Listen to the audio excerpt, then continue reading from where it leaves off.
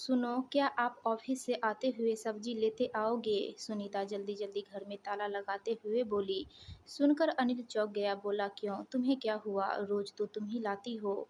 आज मुझे घर आने में देर हो जाएगी, मम्मी के घर जाना है, उनकी तबीयत ठीक नहीं है। सुनीता की बात सुनते ही अनिल की त्योरियां चढ़ गई। तुम्हें तो रोज मायके जाने का कोई बहाना चाहिए। कभी मम्मी की तबीयत ठीक नहीं है तो कभी पापा का मूड खराब है। अनिल झुंझलाते हुए बोला।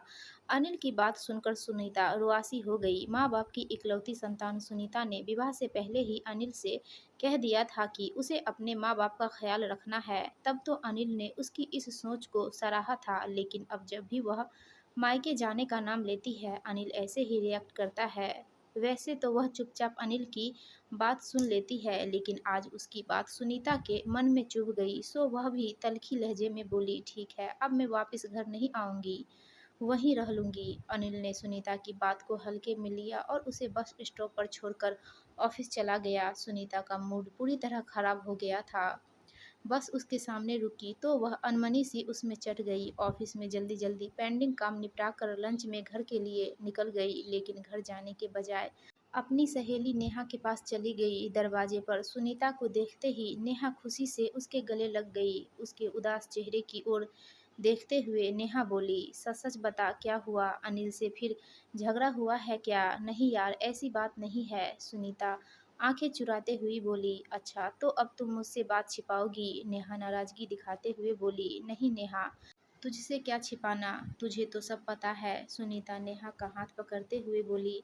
अच्छा ठीक है, तू बैठ, मैं अभी आती हूँ, कहकर नेहा किचन में चली गई। थोड़ी देर बाद चाय नाश्ता लेकर बाहर आई। जब सुनीता नाश्ता कर चुकी तो नेहा बोली, अब बता क्या बात है, क्यों इस खूबसूरत चेहरे पर 12 बज रहे हैं? क्या बताऊँ नेहा, रोज रोज की किचकिच से तंग आ गई हूँ। जब भी अनिल से मम्मी के घर जाने की बात करती हूँ तो उसका पारा चढ़ जाता है। तू तो जानती ही है कि मम्मी पापा का मेरे अलावा और कोई नहीं है। अनिल से यह बात मैंने पहले ही कह दी थी कि विवाह के बाद भी मैं मम्मी पापा की जिम्मेदारी इसी तरह निभाऊंगी। तब तो उन्होंने हंसते हुए हामी भर दी थी, लेकिन अब अपनी ही बात से पलट गए हैं। अच्छा, तो यह बात है, अनिल ने फिर से तेरे मायके जाने पर ऐतराज जताया, इसलिए तेरा मूड खराब है। नेहा ठंडी सांस लेते हुए बोली, चिंता न कर, इस समस्या का कोई समाधान निकालते हैं। क्या समाधान निकलेगा इसका? मेरी तो कुछ समझ में नहीं आ रहा है। एक तरफ मम्मी पापा है तो दूसरी ओर अनिल। दोनों के प्रति अपने दायित्व निभाते निभाते मैं तो थक गई हूँ। कभी कभी तो मन करता है सब कुछ छोड़कर कहीं दूर भाग जाऊं। सुनीता रुआसे स्वर में बोली। नेहा कुछ सोचते हुए बोली, सही कह रही है तू, कुछ दिनों के लिए इन झमेलों से कहीं दूर चली जा, तब अनिल को पता चलेगा कि बीवी घर में न रहे तो कैसा महसूस होता है। क्या तू मेरी बात से सहमत है नेहा? सुनीता असमंजस में भरकर बोली। और नहीं तो क्या, मैं कोई बात बिना सोचे समझे थोड़े ही करती हूँ, नेहा बोली। पर जाऊँ कहाँ यार, यह भी तो समस्या है। कहीं जाने की जरूरत नहीं है, यहीं मेरे पास ही रहा। निखिल पूरे 2 महीने के लिए अमेरिका गए हैं, मैं घर में अकेली ही हूँ। दोनों सहेलियाँ मिलकर कॉलेज के दिनों की यादों को ताज़ा करेंगी। चल यही ठीक है, कुछ दिन मैं तेरे पास ही रहती हूँ। सुनीता राहत की सांस लेते हुए बोली। अभी अनिल को इस बारे में कुछ भी नहीं बताना, उन्हें भी तो पता चले तेरी कीमत। आज जब तू घर नहीं पहुँचेगी तो बच्चों को पता चलेगा। नेहा से अपने मन की बात बताने के बाद सुनीता बहुत हल्का महसूस कर रही थी। नेहा ने सुनीता के अपने घर रहने की बात उसके माता पिता और सास ससुर को बता दी और साथ ही यह भी बोला कि वे अनिल से यह न बताए कि सुनीता कहाँ पर है। ऑफिस जाकर अनिल सुनीता से हुए झगड़े की बात भूलकर अपने काम में बिजी हो गया। जब घड़ी में 7 बजे तो उसे घर जाने की सुध आई। घर पहुंचने के बाद उसने घर पर ताला देखा तो उसे सुबह के वाद विवाद की याद आई। वह बड़बड़ाते हुए ताला खोलने लगा। कितना भी मना कर लो पर मैडम करेंगी अपने ही मन की। मायके जाना बंद नहीं कर सकती, चाहे उसके लिए भले ही पति से झगड़ा मोल लेना पड़े। जब रात के 10 बजे तक भी सुनीता घर नहीं आई तो अनिल को गुस्सा आने लगा कि आज तो हद हो गई। 10 बज गए पर मैडम का कहीं पता नहीं। आज घर आए तो इस मामले का सही तरीके से निपटारा करता हूँ, लेकिन जब 11 बजे तक भी सुनीता नहीं आई तो अनिल को सुबह का वाक्य याद आ गया। साथ ही अपना डायलॉग भी याद आ गया कि तुम वहीं क्यों नहीं रुक जाती। अब उसे अपने आप पर गुस्सा आने लगा कि क्यों नहीं वह अपनी ज़बान पर नियंत्रण रख पाता है। अभी वह सुनीता को फ़ोन करने की सोच ही रहा था कि फ़ोन की घंटी बज उठी। धड़कते दिल से उसने रिसीवर उठाया तो उसके ससुर महेश थे। क्या बात है पापा जी, इतनी रात को क्यों फ़ोन किया? अनिल झल्लाते हुए बोला। बेटा, जरा सुनीता से बात करवा दो। आज वह यहाँ आने वाली थी पर आई नहीं। उसकी तबीयत तो ठीक है ना? महेश सुस्त स्वर में बोले। महेश की बात सुनकर अनिल घबराहट भरे स्वर में बोला, क्या सुनीता आप लोगों के पास नहीं गई? वह तो वहीं जाने वाली थी, अभी तक घर भी नहीं आई है। क्या कह रहे हो तुम? कहाँ चली गई मेरी बेटी? बिना बताए महेश रुआसे स्वर में बोले, फिर रिसीवर रख दिया। अब तो अनिल की हालत खराब हो गई। वह बार बार सुनीता के मोबाइल पर फ़ोन करने लगा, लेकिन उसका फ़ोन स्विच ऑफ आ रहा था। सुबह होते ही अनिल सबसे पहले सुनीता के मायके गया। उसे लगा शायद सुनीता अपने मम्मी पापा के पास गई हो और उसे सबक सिखाने के लिए यह सब कर रही हो। लेकिन जब सुनीता वहाँ भी नहीं मिली तो वह निराश होकर उसके ऑफिस गया। वहाँ तो पता चला कि सुनीता तो लंच के समय ही ऑफिस से चली गई थी और आज ऑफिस नहीं आई। हताश सा अनिल घर चला गया। पूरा दिन वह सुनीता की अच्छाइयों को याद करके सुबकता रहा और यह सोचकर कहीं बाहर नहीं गया कि शायद सुनीता घर वापस आ जाए। लेकिन सुबह से रात हो गई, सुनीता नहीं आई। सुनीता और नेहा दोनों रात भर गप्पे मारती रही, देर रात सोई। सुबह कॉल बेल की आवाज़ से सुनीता की नींद टूटी तो उसने देखा कि नेहा गहरी नींद में सो रही है। सुनीता का मन उसे जगाने को नहीं हुआ। वह यह सोचकर दरवाज़ा खोलने चली गई कि दूध वाला आया होगा। सुनीता ने दरवाज़ा खोला तो देखा कि दरवाजे पर 4 अजनबी खड़े हैं। उन्हें देखकर वह घबरा गई और जल्दी से दरवाज़ा बंद करने लगी। लेकिन इससे पहले ही उन चारों में से 2 ने सुनीता को दबोच कर गाड़ी में डाल दिया। जब सुनीता की आंख खुली तो उसने खुद को एक कच्चे घर में पाया। वह घबराई सी इधर उधर देखने लगी, लेकिन कुछ समझ में नहीं आया।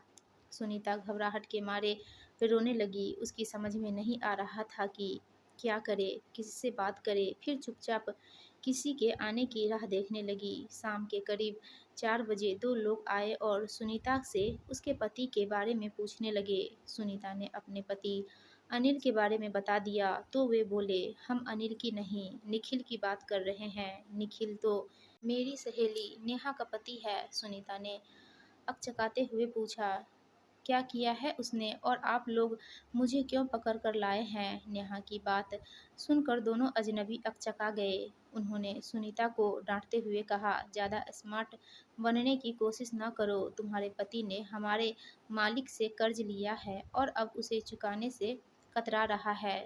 जब तक हमारा पैसा नहीं मिलेगा हम तुम्हें नहीं छोड़ेंगे। पैसा नहीं मिला तो हम तुम्हें बेच देंगे। अजनबियों की बात सुनकर सुनीता के हाथ पाँव फूल गए।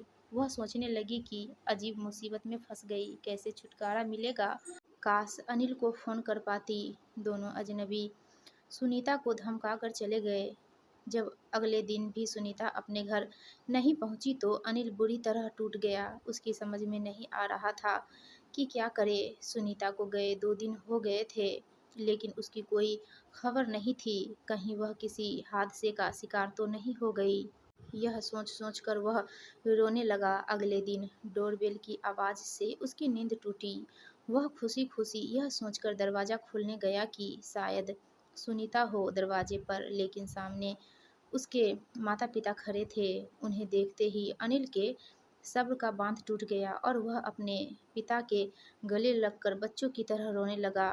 उसके इस तरह रोने पर घबराते हुए उसके पिता बोले, क्या बात है, तुम रो क्यों रहे हो? सब ठीक तो है? नहीं पिताजी, कुछ भी ठीक नहीं है। सुनीता घर छोड़कर चली गई है। 2 दिन हो गए लेकिन वह वापस नहीं आई।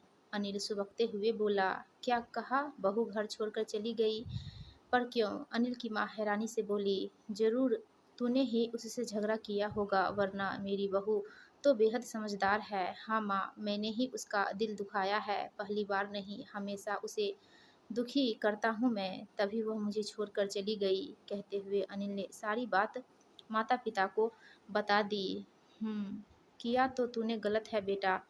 जब उसने शादी से पहले ही यह कह दिया था कि उसे ही अपने माता-पिता का सहारा बनना है तो तू क्यों उसके मायके जाने पर ऐतराज़ जताता है? क्या कभी उसने तुझे रोका है हमारे प्रति अपनी ज़िम्मेदारियाँ निभाने से या फिर उसने कभी हमारी सेवा करने में कोई कसर छोड़ी है?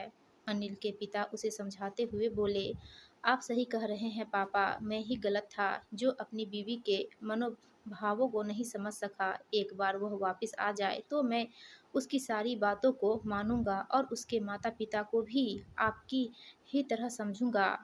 अनिल के मम्मी-पापा को उसके घर आए 2 दिन हो गए लेकिन सुनीता का कोई फ़ोन नहीं आया तो उन्हें भी घबराहट होने लगी। वे सोचने लगे कि सुनीता ने हमसे कॉन्टैक्ट क्यों नहीं किया? कहीं सचमुच में उसके साथ कोई हादसा तो नहीं हो गया? उधर सुनीता के अचानक गायब हो जाने से नेहा बहुत परेशान थी। उसकी समझ में नहीं आ रहा था कि वह अचानक कहाँ चली गई। उसने अपने दिल को यह सोचकर तसल्ली दी कि हो सकता है वह अनिल के पास लौट गई हो, लेकिन जाने से पहले वह अपना फ़ोन क्यों नहीं ले गई?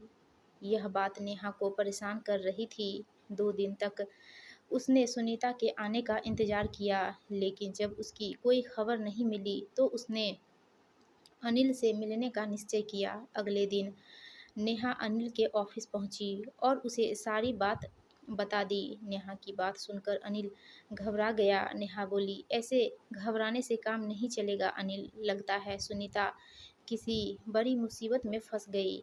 हमें पुलिस में रिपोर्ट दर्ज करानी चाहिए। फिर दोनों पुलिस स्टेशन पहुंचे और सुनीता की गुमशुदगी की रिपोर्ट लिखवा दी। रिपोर्ट लिखवाने के अगले ही दिन अनिल के पास फ़ोन आया कि पास के गांव से कुछ लोगों की शिकायत आई है कि वहां एक खाली मकान में कुछ औरतों को कैद करके रखा गया है।